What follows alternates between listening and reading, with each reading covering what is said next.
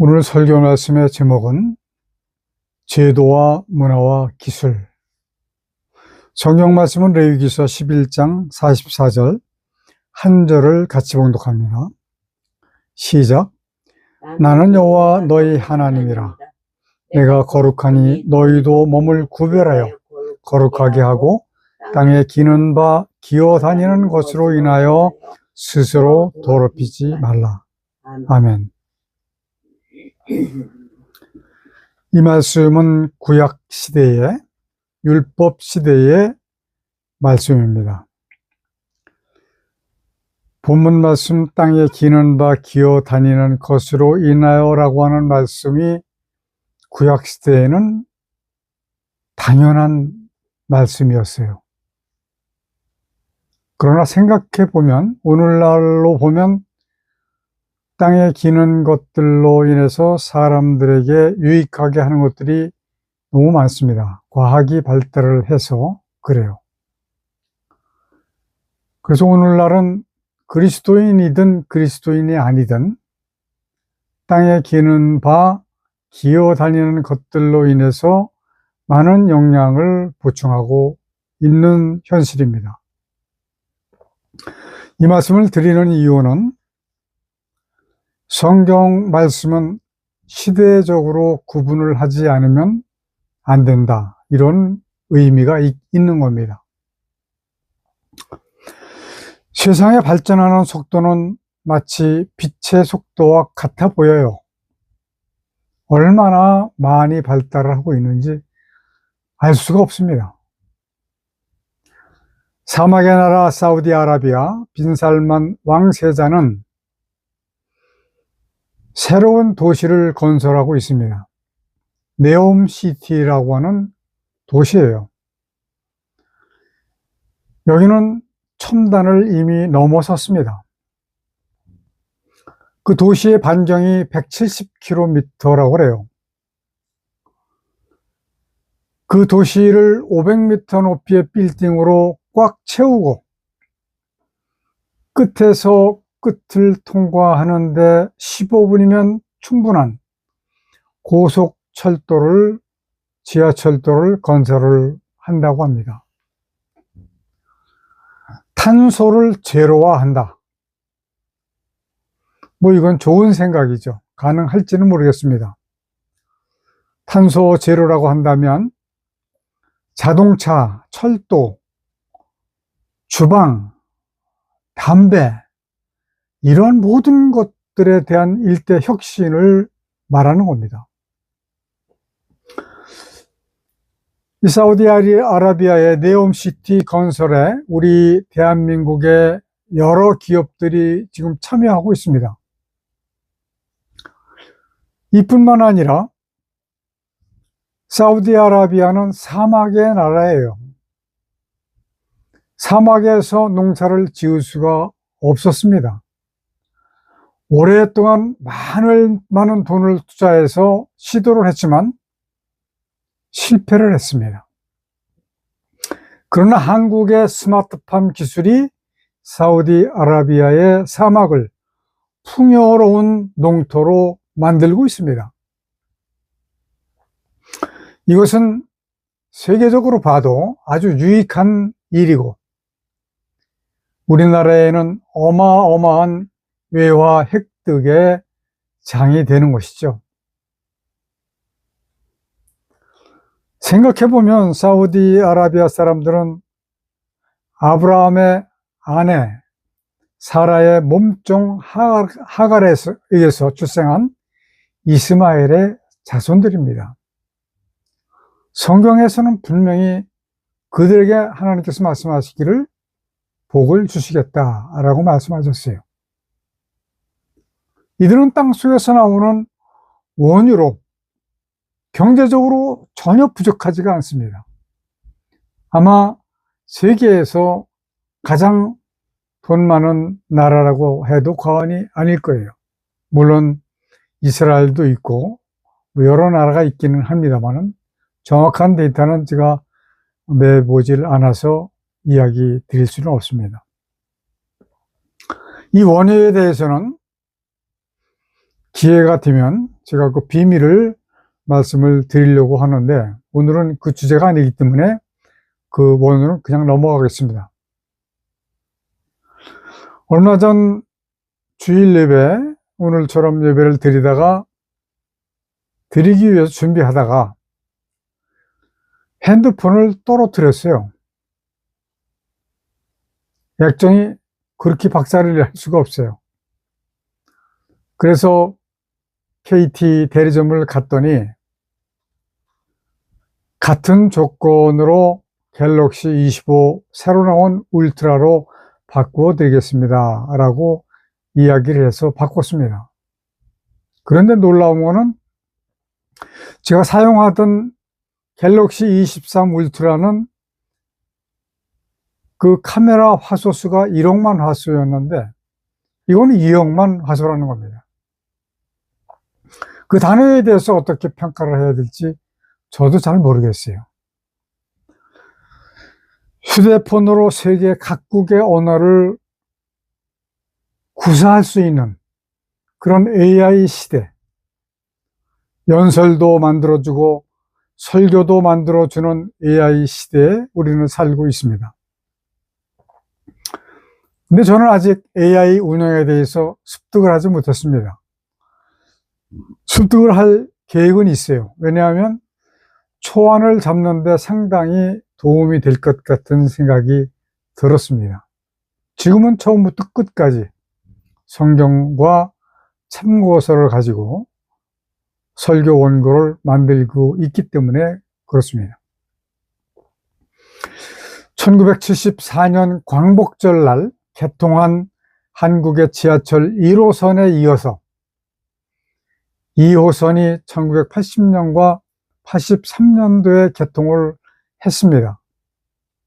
처음 개통한 1호선에는 지하철에 화장실이 없었습니다. 2호선이 개통할 적에 화장실이 있다고 해서 저는 그때 당시 시골에 있었기 때문에 시골에서 일부러 올라와서 그것을 봤습니다. 제가 본 화장실은 양변기는 아니었지만 정말로 화장실이 있어서 너무너무 자랑스러웠습니다. 화장실에는 화장지도 있었어요. 근데 가정용으로 달아놨습니다. 이렇게 양쪽 벌려서 그 휴지를 꼈다 뺐다 하는 그런 가정용 화장지가 있었어요. 그런데 참 며칠 되지 않았는데 부서지고 없어지고 성한 것이 없어 보였습니다. 제가 다 찾아본 건 아니지만 기술과 문화의 발전 속도는 대단히 빨랐지만 국민의 인성적 발전 속도는 그 빠른 발전을 따라가지 못한 것 같은 느낌이 들어서 마음이 좀 씁쓸했습니다. 왜 이런 것들을 그렇게 기억을 하느냐고요? 저는 길을 가다가 보이는 글자 받침 하나라도 그냥 봐넘기지 않는 그러한 성향이 있습니다.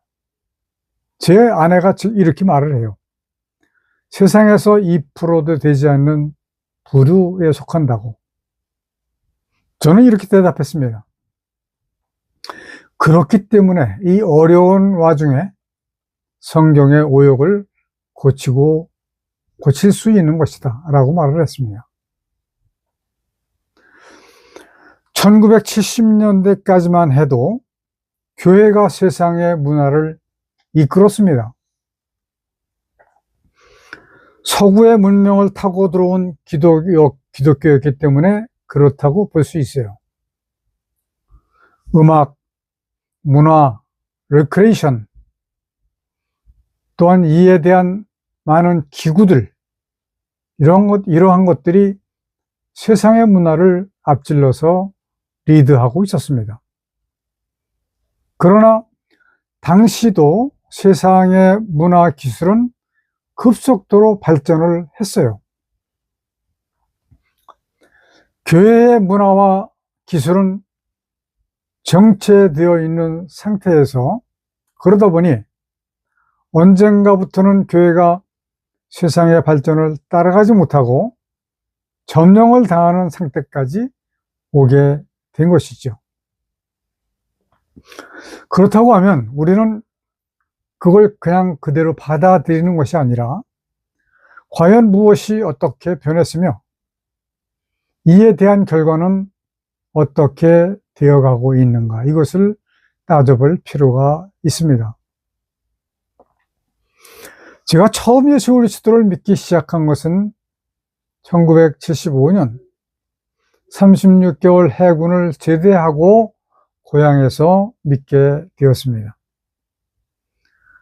그 일에 대해서는 특별한 계기가 있었는데 그 계기를 설명을 드리려면 또 시간이 많이 필요하기 때문에 어쨌든 그 계기로 인해서 주일 오전 아침 교회에서 울리는 댕그렁 댕그렁 울리는 종소리에 이끌려서 교회를 갔습니다. 저의 고향은 충북 진천군 이월면이고 교회는 이월 감리교회였습니다. 그 교회 권사님이셨던 사촌 형님 댁으로 갔어요. 그래서 형님도 교회를 가기 위해서 부지런히 준비를 하시는 것을 봤고 함께 경운기를 몰고 교회로 갔습니다. 아주 어렸을 적에 주일학교를 다니긴 했지만 새롭게 믿음 생활을 시작을 해보니 그 이름 예수 그리스도 외에는 아무것도 소망이 없다는 것을 깨달았습니다. 그래서 처음부터 성서 대사전, 성구 대사전 주석 같은 것들을 사다 놓고 보면서 하나님을 알기를 힘을 썼습니다. 여러분들이 지금 보이실 것 같은데 요 성서 대사전은 요거고요. 성구 대사전은 그때 샀던 것들이 지금도 잘 쓰고 있습니다. 그런데 하루는 진천 읍내에서 어떤 분이 교회에 오셨어요. 복음성가를 작곡을 했답니다. 그래서 그 노래를 특송으로 부른다고 해서 그분이 오신 거예요. 그 복음성가의 공명은 나의 하나님이었고 그분 이름은 강태원 집사님이셨습니다. 저는 교회에 처음 입문한 그런 터였기 때문에 그분이 대단하게 보였습니다. 그분은 그날 노래를 하고 돌아갔지만 저는 열심히 충성하고 봉사를 했어요. 여름 성경학교가 되면 4박 5일 강습회를 다녀오고 어린이 찬송 율동 참 많이 배우고 연습하고 가르쳤습니다. 아이들에게 사용할 악보 차트 참 많이 그렸어요. 엄청나게 그렸습니다. 오선을 긴 자를 대고 그리다 보면 이 간격도 정확하게 맞지가 않습니다. 이 체크를 해놓고 해도. 그리고 시간이 많이 걸려요. 그래서 한 번 그으면 5선이 쫙 일정하게 아주 이쁘게 그려지는 기구도 만들어서 사용을 했습니다. 하나님께서는 이런 열심을 보시고 저를 어떤 교회 음악의 지식이 없는 상태에서 성가대 지휘를 하게 하셨다라고 생각을 하게 됐고 이제 그 이후에 교회 음악을 전공하게 하시지 않았나 하는 그런 생각이 들었습니다. 저 자신의 미래를 위해서 저는 서울로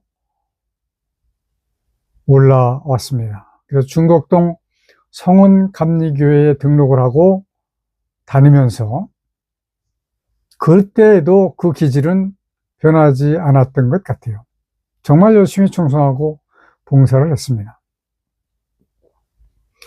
청년회장 또 교사 그리고 총각집사로 열심을 다했고 그때 그 교회에 다니는 워커힐 카지노에서 그래도 잘 나가던 여자 청년을 만나서 결혼을 해서 지금까지 잘 살고 있습니다. 그러나 생각해보면 한평생 고생만 시켰던 것 같아서 미안해요.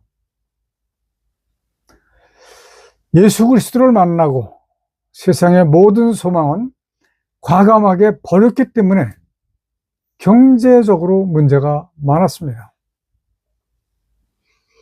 마태복음 6장 33절에 있는 말씀, 너희는 그의 나라와 그의 의를 구하라. 그리하면 이의 모든 것을 너희에게 더하시리라. 이 말씀을 100% 의지를 했던 거예요. 하나님을 위해서, 하나님의 나라를 위해서 내 생명을, 내 모든 것을 바치면 먹고 사는 일은 그냥 해결되는 줄 알았습니다. 여러분들은 이렇게 무지한 생각 가시면 안 됩니다.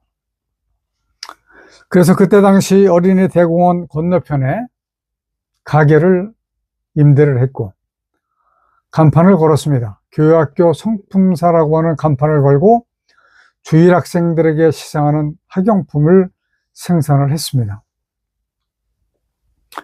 그때 저보다 몇 년 일찍 출발한 진흥 가른대사 박경진 장로님은 대성공을 하셨죠. 그분은 끼가 있는 분이에요. 저는 그 끼가 없었습니다. 그래서 신앙생활에는 문제가 전혀 없었습니다. 그러나 문제가 있는 것은 경제적으로 문제가 되었어요. 그래서 신촌으로 갈 수밖에 없는 상황이 되었고, 그 다음에 이어서 농촌 부업단지를 운영하려고 고향으로 내려왔다가 그것도 어렵게 돼서 청주로 가서 20여 년을 그와 유사한 사업, 간판 이름은 크리스찬 하우스를 운영하는 동안에 성가대를 지휘를 계속했고 또 필요에 의해서 교회 음악을 전공하게 된 겁니다. 이때 저는 교회 음악이 가야 할 바른 길을 뼈저리게 느끼게 된 거예요. 그 이유는 우후죽순처럼 쏟아져 나오는 CCM이 상당한 부분 하나님을 기쁘시게 해드릴 수 없는 음악들이라고 하는 것을 눈에 봤기 때문에 그런 겁니다. 그 이유는 음악의 가사가 거의 사람을 향한 내용들이었습니다. 지금도 그렇습니다. 찬양이라고 하는 것은 하나님을 향해서 영광으로 드리는 것이 찬양입니다. 사람을 향한 내용들은 찬양이라고 할 수가 없는 거예요. 그 이후 약 7, 8년 후에 교회음악 기초지침서 하나님을 기쁘시게 하는 음악이라고 하는 책을 편찬을 하게 되었습니다. 정말로 심혈을 기울여서 썼던 것 같아요.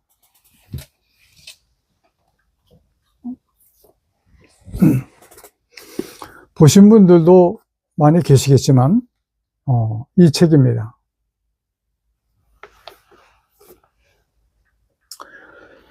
지금은 오히려 약 15년 전부터 시편으로 찬송을 드리고 있습니다. 기독지혜사에서 발행한 시편 찬송가를 사용을 하고 있습니다. 한번 참고로 봐두시면 좋을 것 같아요. 여러 가지 시편 찬송가가 나와 있지만 그래도 이 시편 찬송가가 가장 뭐라 그럴까요? 하나님을 영화롭게 하는데 좋게 보였기 때문에 이 찬송을 사용을 하게 됐던 겁니다. 자, 서두에서 말씀해 드렸던 강태원 집사님, 나의 하나님 작곡하신 그분이 인터넷에서 보였어요. 너무 반가웠습니다. 더구나 그분이 목사님이 되셨고 찬양신학교를 운영한다라고 하는 것이 인터넷에서 딱 나왔습니다. 저는 그분을 만나기 위해서 신도림 그곳을 찾아갔습니다. 건물 입구에 딱 들어가니까 처음 오시는 분들은 지하로 내려가셔서 무엇을 하고 올라오십시오라고 쓰여져 있더라고요. 그래서 지하로 내려갔더니 강당에서 어떤 여자분이 노래를 인도하고 있고 몇 명은 앉아서 함께 따라서 노래를 부르고 있었습니다. 저는 강태원 목사님을 만나기 위해서 간 거예요. 그러나 얼마 있지 않아서 저는 일어나서 집으로 돌아왔습니다. 강태원 목사님도 만나지 않고 그냥 왔어요.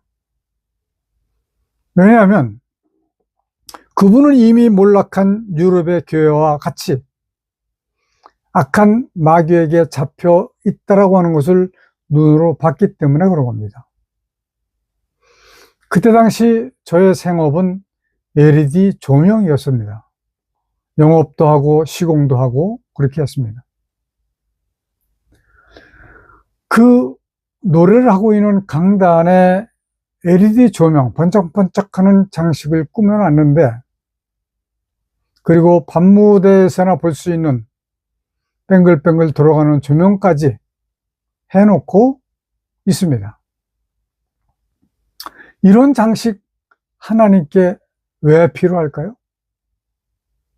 전혀 필요하지 않은 것들이기 때문에 세상에 잡혀 있다라고 하는 것을 느낀 거예요. 하나님께서는 말씀하시기를 마음으로 찬양하고 영으로 찬양하라라고 말씀하십니다. 고린도전서 14장 15절입니다. 이러한 장식들은 사람의 마음을 황홀경으로 끌어올릴 수 있는 기구는 될 수 있을지 모르지만 하나님을 기쁘시게 하는 것은 아닙니다. 교회의 중심 주체는 여호와 하나님뿐이십니다. 아멘. 구원의 주로 오신 독생자 예수 그리스도이십니다. 아멘. 교회의 중심 주체는 구원받을 자를 더하시기 위해서 성도들로 하여금 복음을 전파하도록 함께 하시는 성령님이십니다. 아멘. 하나님께서 세상의 것들 번쩍번쩍 돌아가는 조명이 왜 필요하실까요? 필요 없습니다.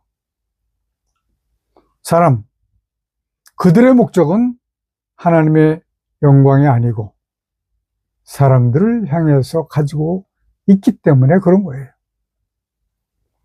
그런 분에게서 무슨 좋은 유익한 말씀을 드릴 수가 있겠습니까? 그래서 그것은 창조주 되시는 여호와 하나님을 기쁘시게 해드리는 찬양을 가르치는 것이 아니고 현란한 세상의 기술과 문화를 거침없이 받아들여서 사람을 즐겁게 하기 위해서 하고 있는 곳이다. 이런 사람을 만나서 무엇을 얻을 수가 있겠느냐라고 하는 마음이 들었기 때문에 만나지 않고 그냥 돌아온 겁니다. 또 한 가지만 말씀드린다면 2018년도에 광천감리교회, 교회가 좀 사이즈가 크죠. 교회 전체 조명을 LED 조명으로 교체하는 공사를 저희가 했습니다. 공사 며칠째 되는 날 관계자께서 제게 이런 말씀을 물으셨어요. 전광판을 해야 하는데 할 수 있느냐라고 묻습니다. 솔직히 말씀드려서 제가 할 수 있다라고 말씀을 드렸으면 제게는 좋았겠다라고 하는 아쉬움은 있습니다. 저는 그분께 이렇게 말씀을 드렸어요. 전광판으로 강대에 설치를 하면 성도들의 눈을 버리게 됩니다. 물론 시력도 그러하지만 성도들이 성경을 멀리하게 되는 도구가 되는 겁니다. 그러니 전광판은 하지 않으시는 것이 좋겠습니다 라고 말씀을 드렸더니 그것으로 대화가 끝나버렸어요.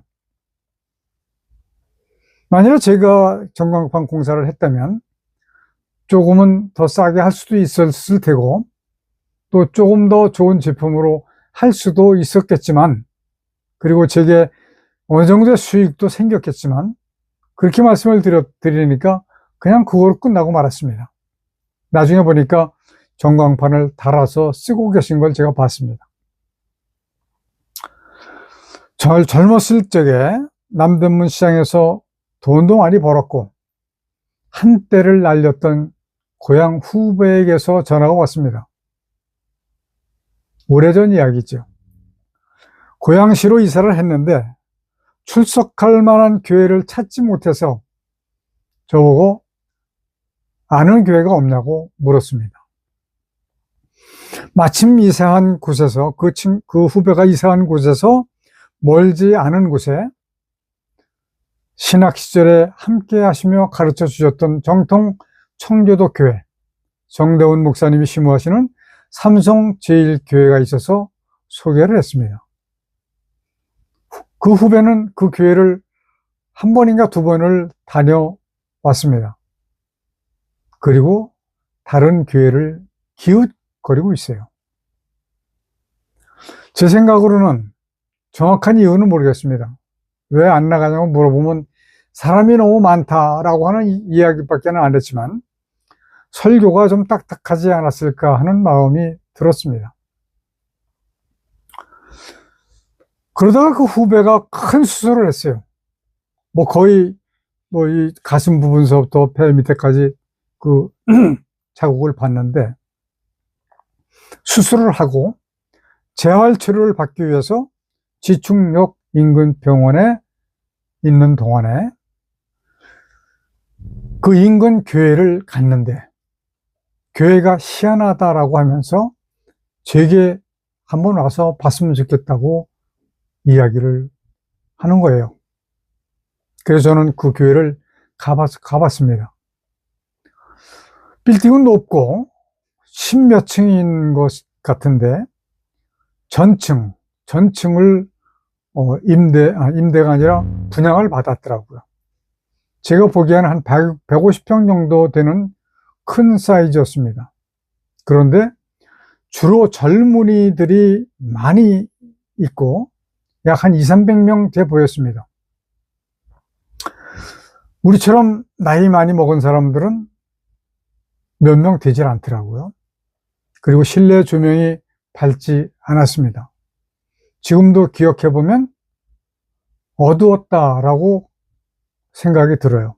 그리고 접이식 개별 의자로, 그리고 강단은 그 아까 말씀드렸던 빙글빙글 돌아가는 캬바레 조명이 2개가 달려있고, 그리고 전면이 다 전광판으로 꽉 채웠습니다. 성경책이 전혀 필요 없는 교회였습니다. 그리고 강대상은 없어요. 물론 이제 앞에서 이렇게 뭐라 그럴까요? 음악 이런 것들을 하기 위해서 강대상을 설치하지 않았을 수도 있는데 보면대를 놓고 원고를 그곳에 놓고 지금 기억에 보면 약 1시간 정도 읽는 설교였습니다. 그런데 그렇게 많은 젊은이가 모이는 이유가 무엇일까? 한 번 보고 모든 내막을 알 수는 없죠. 그러나 제가 본 결과로는 거룩하신 하나님께는 합당하지 않다라고 보였습니다. 저는 후배에게 이렇게 말을 했습니다. 처음 소개했던 교회로 가기를 바라고 이 교회를 오려거든 친절하다라고 하는 그 리더와의 인간관계를 위해서는 와도 되겠지만 구원을 받으려고 한다면 오지 않기를 바란다. 그런데 아직도 그 후배는 결론을 내리지 못하고 있습니다. 세상의 기술은 발전하고 있습니다. 세상의 문화는 교회의 문화를 앞지른 지가 오래되었습니다. 세상의 제도는 점차로 사회주의가 되어가고 있습니다. 교회는 하나님께 합당 여부를 생각지 아니하고 재정이 되는 한 세상의 기술을 받아들이고 있습니다. 교회 문화는 이미 세상의 문화에 장악당한 상태입니다. 교회의 작용화는 너무 많이 깊숙이 들어와 있습니다. 이러한 현상은 대형 교회일수록 그렇습니다. 교회가 세상의 문화와 기술과 제도를 분명히 받아들여야 할 것이 있고 받아들여서는 안 되는 것들이 있습니다. 이것을 분별을 하려고 한다면 하나님께서 기뻐하실 것이 무엇인가를 생각하면 됩니다.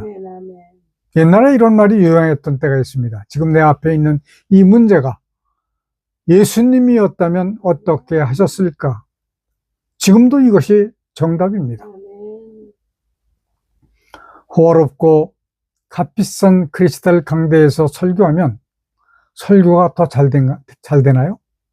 성도들이 하나님의 뜻을 더 잘 깨달을까요? 그리고 하나님께 더 큰 영광이 될까요? 아닙니다.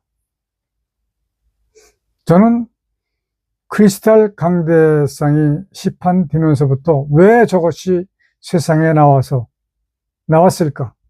이런 의문을 상당히 가지고 있었습니다.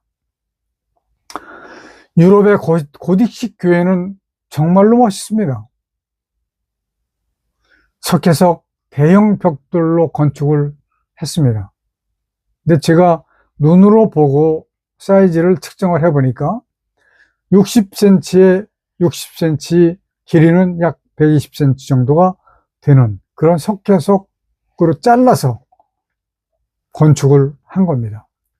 그런데 괄목할 만한 일은 뭐냐면 그 석회석 벽돌과 같은 사이즈로 황금으로 그 벽돌을 만들어서 높은 곳에 끼워서 놓은 건축물을 많이 볼 수가 있습니다. 아마 황금 그거 하나면 몇 톤 나갈 거예요. 그러니까 세상의 모든 것을 다 주어도 드려도 아깝지 않은 하나님이라고 하는 그 사상이 있었다라고 하는 것은 분명한데 유럽의 교회는 오래전에 몰락을 했습니다. 세상의 유혹을 이기지 못하고 제도와 문화와 기술을 거침없이 받아들였기 때문에 그런 결론이 나온 겁니다. 지금은 관광용으로 쓰여지고 있어요. 그 아름답고 큰 교회에 들어가 보면 장의자 몇 개 없습니다. 아마 제가 본 것은 4개인가 6개인가 이렇게밖에 없어요.